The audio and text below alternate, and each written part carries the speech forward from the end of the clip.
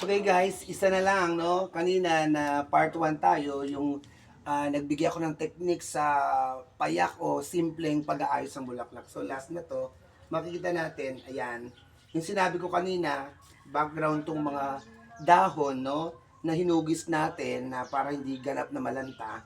So ito na po, at surprise, ito na po ang aking mga nagawa. 2, 4, 6, 7. So guys, pito, ganyan lang po, oh.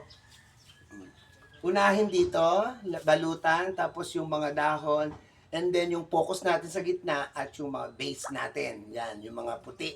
Para titingkad, makapokus din, titingkad itong nasa gitna. So, yan, ready na po ito para sa pag-aalay dito sa ating ilang mga sementeryo, no, ng mga mahal ko sa buhay. So guys, yun lang po. Sana may natutunan kayo sa aking mga techniques sa pag-aayos ng bulaklak. So, maligaya o mapagpalang pagdiriwang ng ating araw ng mga patay at araw ng mga santo. God bless you guys. I love you.